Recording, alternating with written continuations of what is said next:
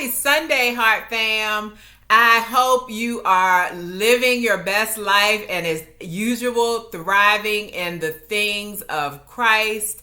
I am back on for another word of inspiration, but before we hop into that, I have a special guest with me, my daughter Kai, and she wanted to join us today. And she's going to have a comment at the end of the chat. So welcome, Kai, and you say hi to Heart Fam. Hi, Heart Fam. Thank you for joining us, Kai. You're welcome. All right, so we are going to jump in today's chat. Today's chat, take a step. And I've been sitting on this for about almost 2 weeks now because I originally thought that this was something just for me. And it has been so pressing on me to share. And when I get that feeling, I know, okay, this is not just something that God is showing me. It's something that someone else needs to hear. So if this word of inspiration is for you, I'm being obedient and I'm here to share with you that it's time to take a step of faith. So I can remember my grandmother always saying, she would always make this comment, like when we would go to her, or for me, when I would go to her maybe with a situation or I wasn't sure of something or, what to do, I always recall her saying, if you take one step, God will take the next. And growing up hearing that like around 18, 19, 20, it's kind of like, okay, yeah, I get it. But now that I'm older, I really can get what she was saying. It really, it makes a difference now when even I say it or I think about what she said. If you take one step, God will take the next. And it's not just even, when I look back, it's not even just the way, what she said, but it was how she said it. It was like she was so sure, she was so confident that if I take this one step, guess what? God is going to take the next. All I have to do is take this one step, and I can just see her now sitting there, and she would get happy and clap her hands, and she would say, if you take one step, God will take the next. And now, even with me now saying it, it just brought to me how in life, when we don't know what to do, you need to take a step. And sometimes you don't have that clarity. You just don't know. But God has shown you that you need to take a step. That's when you take that step. Sometimes he's just waiting for us to go ahead and say, you know what, God, I trust you enough that I'm going to take this step. And guess what? Whatever follows, I don't know what's going to happen next, but I know you got me. So today's chat, today's word of inspiration, take a step. Now, we do know the Bible speaks that faith without works is dead. And James 2:17 from the New International Version says, in the same way, faith by itself, if it is not accompanied by action, is dead. I'm going to read it again. And as always, every scripture that I mention, I post in the description of the chat. So James 2:17 NIV version. In the same way, faith by itself, if it is not accompanied by action, is dead. So if you have faith, but it's not accompanied by that action, by that step, and we know action, it's a verb. Verbs, action words, running, jumping, walking. It's something that you do. So if you don't do something along with your faith, it's dead. And that means it's basically, it's pointless. It's stale. It's lifeless. So you have to have the two joined together. You have to have the faith and you have to have the action. So if we think about, I'm going to talk about Saul and his appointment, leading to his appointment as king. And this is from 1 Samuel chapters 9 and chapters 10. Now, I'm not going to read both chapters, but I'm going to paraphrase. So if we think about Saul and his appointment as king, he had to take a step. And why am I saying he had to take a step? Well, So Saul was a Benjaminite, and his father Kish was also a Benjaminite. Now, Kish lost his donkeys, and he asked his son Saul, I've lost these donkeys. Can you please go get a servant and you all go look for the donkeys because they're missing. I need to find them. So Saul is obedient to his dad Kish and finds a servant, starts his journey to searching for these missing donkeys. So they go from town to town trying to locate these donkeys, and with no luck, they're like, okay, well, we've searched several towns and we can't find the donkeys. So they end up reaching a town called Zuph. Now, when they reach Zuph, at this point, Saul is, he's like, we've been out here all day, and, Dad is probably looking for us. So, maybe we should just turn around because I don't want him to be concerned about where we are. The donkeys are already lost. He's concerned with the donkeys. And then on top of it, to be concerned that we're not back. Maybe, not sure about going into Zuph right now. So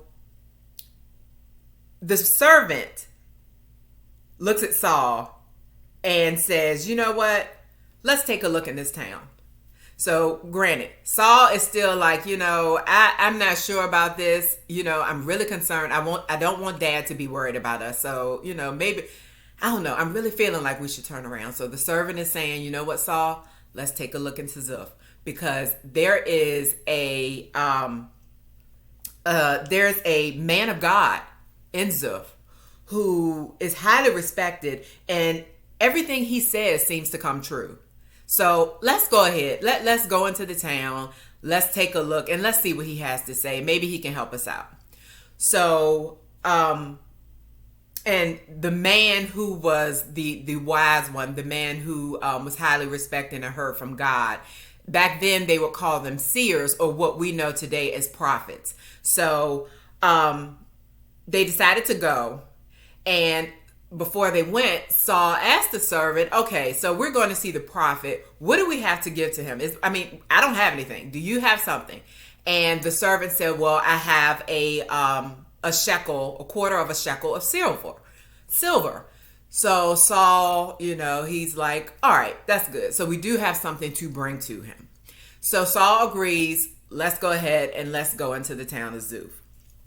So they proceed into the town. And before even going into the town, before jumping to what happens when they get into the town, let's think about it. So this was a critical moment for Saul to make a decision of whether to go into Zuph or to return back home to his father, because he didn't want him to be concerned of him and the servant. So Saul made the decision to go. Now it could have went several different ways. Saul could have told his servant, no, I really think we need to go back to Dad because I don't want him to be concerned.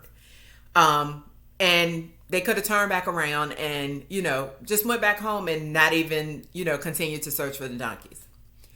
They could have also said, Saul could have, just decided, you know what, we have been out here all day searching. I'm tired. I can't do this anymore.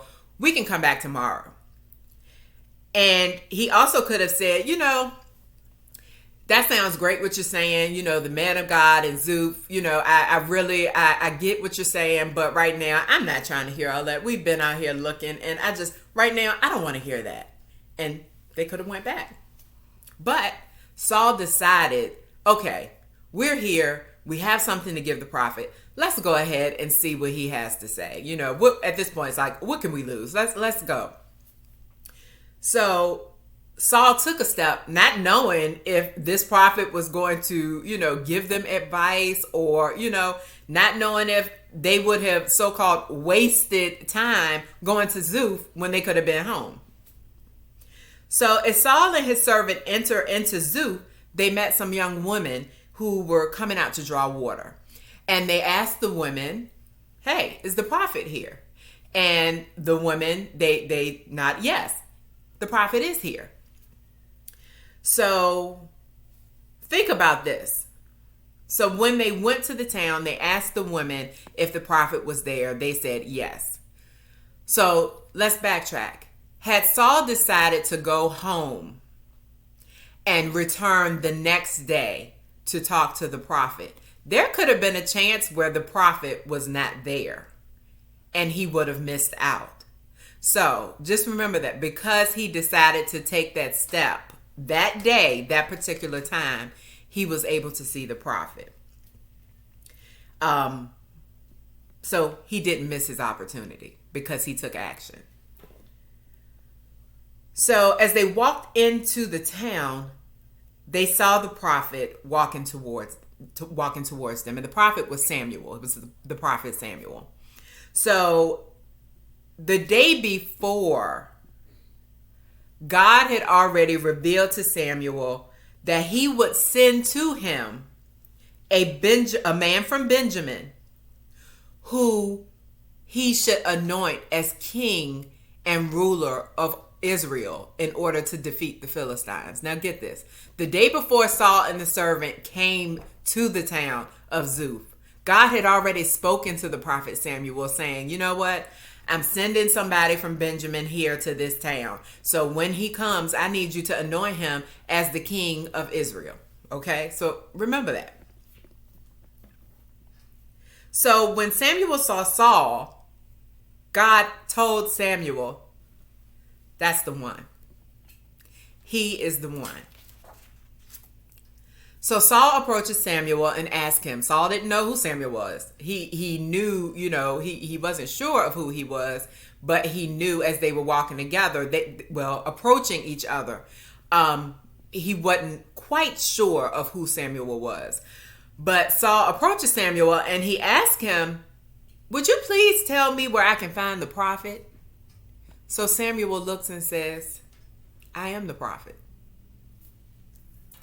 Then Samuel begins to tell Saul and his servant, go ahead of me. Go to the high place so that you can eat with me, so that we can have a meal together. So I'm not going into the full detail of the story, but I'm just kind of breaking it down so you can get the gist of what is trying to be told today. So Samuel then tells them not to worry about their donkeys because they've been found. So he's telling them, you know what? Go ahead to the high place. Let's get something to eat. Oh, by the way, don't worry about your donkeys. They've been found. They're good. So don't even worry. Let's go and get something to eat. So because of Saul's decision to take action, to take a step, even when he didn't know what was ahead of him, he found his father's donkeys and he was appointed as king over Israel. Wow. If Saul had not taken that step to go to Zuph, he could have forfeited all that God had predestined for him. Everything that God planned, everything that God already knew was going to happen.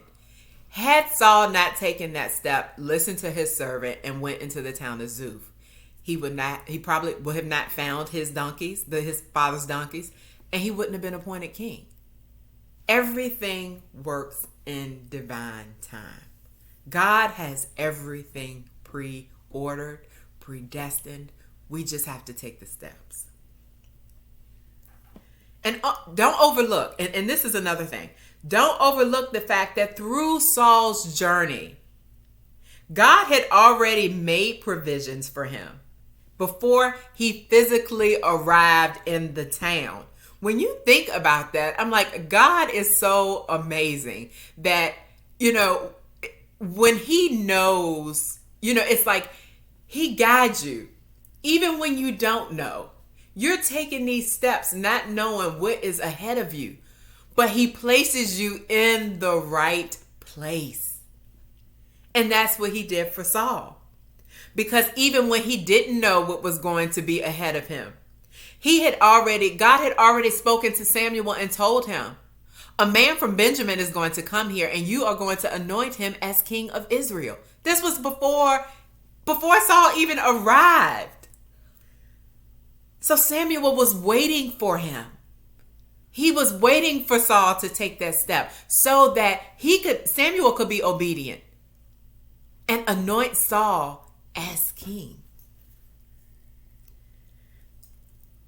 So, Heart Fam, for those who this is for those who know that you need to take a step, God is nudging on your heart. You feel it in your spirit that you need to take a step. You just don't know. You don't know what that step is going to lead to. For those of you who are in this situation, for those of you who are in this space of not knowing what to do, but you know a step needs to be made, take a step.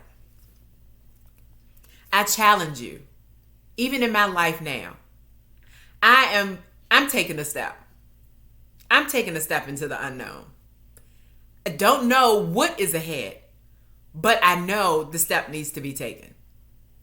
But when you take that step with God, He will never let you down. He will never lead you to destruction. His ways are always better. His ways take you to success. So I challenge you, take a step. There could be a Samuel waiting for you somewhere, and you don't even know it. But the only way you'll find out is if you take a step. Heart Fam, take a step. I pray that this word has been inspirational to someone. If you needed this word, go ahead and take a step. But don't do it by yourself. Do it with God. You talk to God. And if you're getting that, if you already have that feeling that you know you have to make a move, don't just brush it off to say, you know what, I'm just going to sit here in it and continue feeling like this until something pops up. Sometimes God is just waiting for us. He's already equipped us with what we need in order to do what we need to do. But we have to not just have faith in Him, but believe in yourself. That He's equipped you with it and He won't let you fail.